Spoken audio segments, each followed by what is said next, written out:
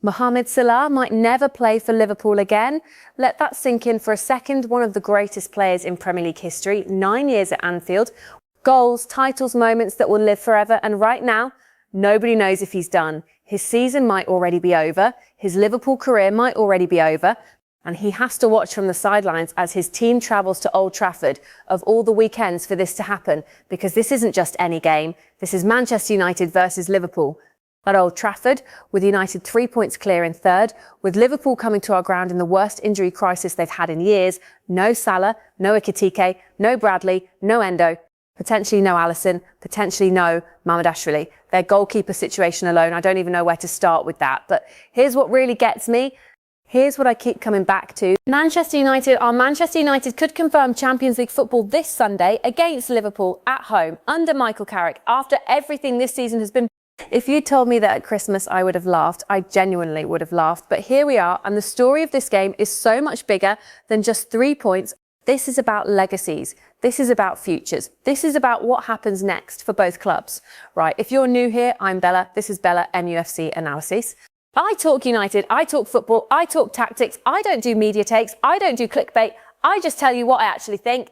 If that's your thing, hit subscribe and stick around because this one is going to be good. Now, let's get into it properly. Let me start with United, because I think people are sleeping on how well structured this team has become under Carrick. And I mean structurally, not just in terms of results. Think about the last two performances. Chelsea away, 1-0, clean sheet, disciplined, organised, aggressive off the ball. And then Brentford at home, a team that was flying, chasing European football full of confidence. And United handled them 2-1, comfortable in the end, 13 games under Carrick.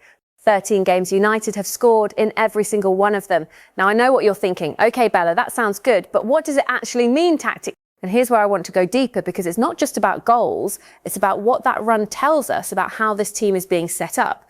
Carrick has quietly built something that Amorim never managed to nail down. He's given this squad a clear identity.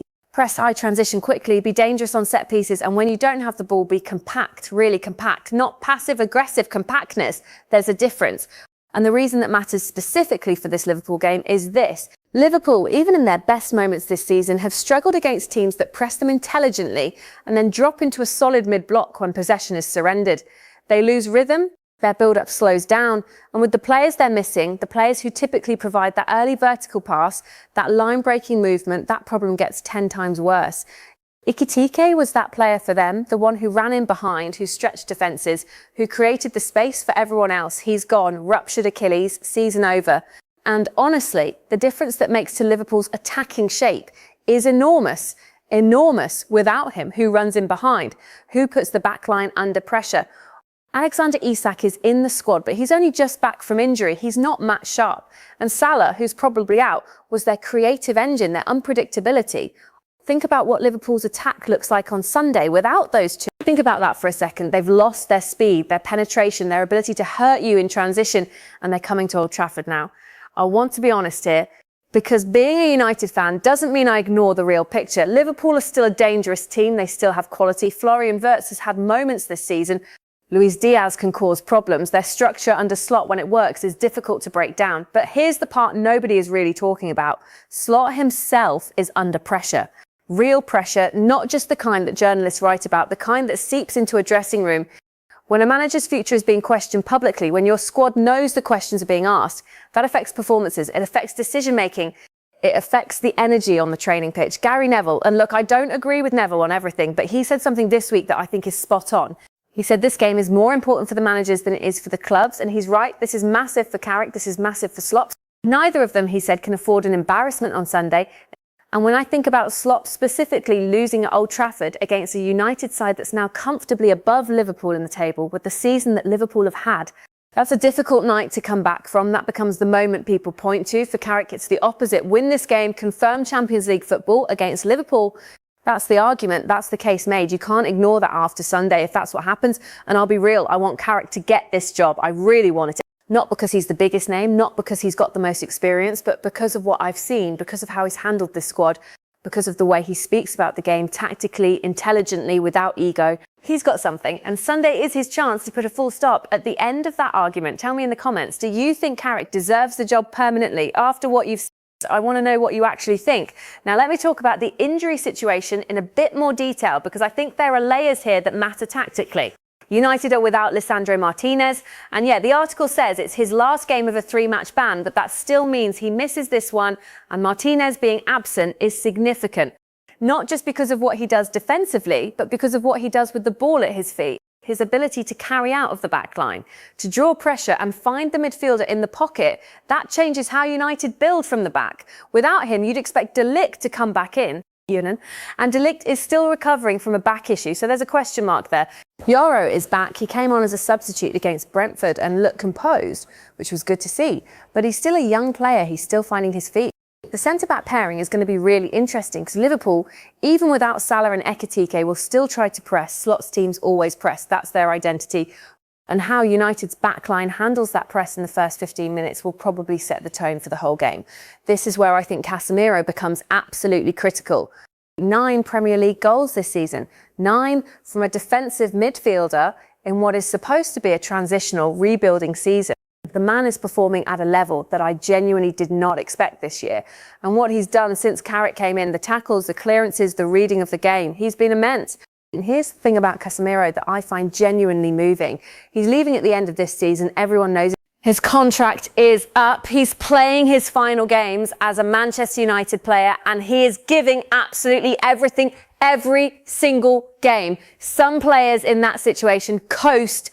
Some players mentally check out. Casemiro is doing the opposite. He's playing like he has something to prove, like he wants to leave with dignity, like he wants the last memory to be a good one. Against Brentford, he opened the scoring. He set up the second goal. He made more tackles than anyone on the pitch in the last game of what might be his time at this club. I genuinely hope we give him the send-off he deserves on Sunday against Liverpool at Old Trafford. I think that would be a perfect way for it to end. And then there's Kobbie Mainoo. Right. Let me tell you about Kobbie Mainoo, because Carrick himself said after the Brentford game that Mainoo has taken his game up a level in the last 2 matches. Not just the creative side, the duels, the recovery runs, the back tackling. He's becoming a complete central midfielder at 20 years old. The combination of Casemiro's experience and physicality alongside Mainoo's energy and intelligence is working. It's really working. And that midfield partnership is going to be crucial against Liverpool, because Liverpool will try to control possession through the middle. That's what they do.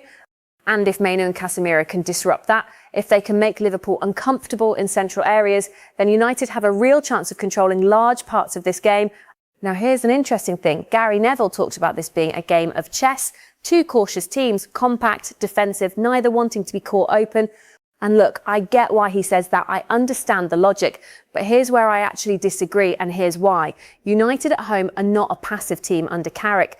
They're not a sit-back-and-wait team. Yes, they're organised. Yes, they're defensively solid. But they press with purpose when they can. They transition quickly. And against a Liverpool side that's missing their main physical threats up front, I think United will be more aggressive than people expect.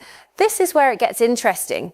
If Alisson does return, and it sounds like he's close, that's obviously better for Liverpool than Freddie Woodman starting. No disrespect to Woodman. But he hasn't started a Premier League game since 2021.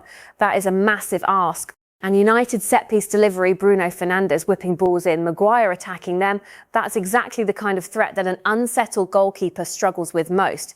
Which brings me to Harry Maguire. And yes, I know the history, I know what some fans think about Maguire, but can we just look at the facts right now? He scored the winner at Anfield in October. He set up Casemiro's goal against Brentford. He registered 2 shots on target in that game. He made his 600th career appearance against Brentford. The man is in form, the man is motivated, and the man has a score to settle with some United fans, with the media, with everyone who wrote him off. He performs in big games. He always has done, and Sunday's about as big as it gets. Let me shift now to the wider picture, because I want to zoom out for a second. Something historic is happening this season. Something that United fans haven't been able to say for a very long time. We are on track to finish above Liverpool in the Premier League, 3rd and 4th. United above Liverpool. I don't say that to be arrogant. I don't say it to wind anyone up. I say it because it matters, because it tells a story about where these 2 clubs are right now. Liverpool were champions last season. They dominated. They ran away with it. And this year they've been inconsistent, unconvincing, and frankly, a little bit lost. Slot came in with big expectations and it hasn't come together. Not yet. Maybe not this season. United were a disaster at the start of the season. Amorim couldn't figure out his system. The squad was all over the place. The atmosphere around Old Trafford was genuinely toxic. And then Carrick came in and something changed. That contrast tells a story about football, about how quickly things can shift, about how important a manager's clarity of thought is, about how a squad that looks finished can suddenly find its identity again. And here we are, Sunday, Old Trafford. United hosting Liverpool. United 3 points clear. United needing one win to seal Champions League football. If that's not a story worth talking about, I don't know what is. Now, one more thing I want to address, the Mateus Cunha situation, because this is massive for United. He missed the Brentford game with a hip flexor problem picked up at Chelsea. And Carrick described it as nothing too serious, and the reports suggest he should be in the squad on Sunday. But here's the thing. This is why this matters beyond just he's a good player. Cunha is not just United's top scorer. He's the reason their attacking patterns work. He's the one who finds space between the lines. He's the one who links midfield to attack, who creates the unexpected, who makes defenders nervous. Without him against Brentford, United were more direct, more reliant on set pieces and individual quality. With him, they're a different team, a more unpredictable team, a team that can hurt you in different ways. If he's fit on Sunday, and I think he will be, Liverpool's defensive structure is going to have a very uncomfortable afternoon because they don't have the energy to press the way they usually do, and they don't have the personnel to deal with someone who operates in half spaces with that kind of sharpness. And that leads me to what I think the key tactical battle actually is. It's not centre-back versus striker. It's not goalkeeper nervousness.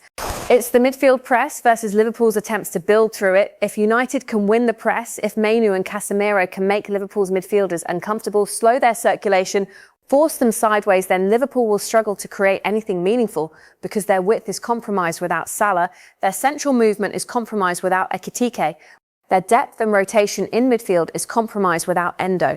Take away their ability to build cleanly through the middle and you've taken away their identity. And that's exactly what Carrick will be asking his players to do. Let me give you my actual prediction here, because that's what you're all here for. I think United win this game. I genuinely do. I'm not saying that as a United fan being blind. I'm saying it because every single factor points in one direction. United are at home. United are in better form. United have more attacking options available. United's midfield is functioning perfectly right now. Liverpool are missing their best forward, probably their talisman, and potentially both of their first choice goalkeepers. And the atmosphere at Old Trafford on Sunday, with Champions League qualification on the line against Liverpool, that crowd is going to be unbelievable. That energy matters. It gives the players something. It creates pressure on the opposition. I see United winning this 2-1, maybe 2-0 if everything clicks. Casemiro scores again. I've got this feeling. Maguire gets on the end of something at a set piece, and United fans lose their minds. But here's the bigger picture. Here's what I want to end on. Whatever happens on Sunday this season has already changed something at Manchester United. Carrick has given this club back something we lost a long time ago, a sense of direction, a sense of identity, players who look like they actually want to be there. The question now isn't just can we beat Liverpool on Sunday? The question is what comes next? What does this summer look like? What does the squad rebuild look like with Champions League money? And who is going to be standing in the dugout at Old Trafford next August? Because if it's not Carrick, if they go and bring in someone else after everything he's done, then something has gone very wrong in how this club makes decisions. And I say that knowing full well how football works, knowing that bigger names get considered, knowing that clubs sometimes overthink these things, I just hope they don't overthink this. United are 3 points away from Champions League football. Liverpool are coming to our ground in pieces. And Michael Carrick has built something real. Sunday is the day we celebrate it. Make sure you're watching. Set your alarm if you have to. This is one of those games that you're going to want to remember exactly where you were. If you enjoyed this breakdown, if this gave you something to think about that you hadn't thought about before, hit the like button. It genuinely helps the channel and it helps me know that this is the content you want. Subscribe if you aren't already. I post before every big United game. And drop your prediction in the comments. I want to see what you think the score is going to be. Manchester United, Old Trafford, Sunday. Let's go.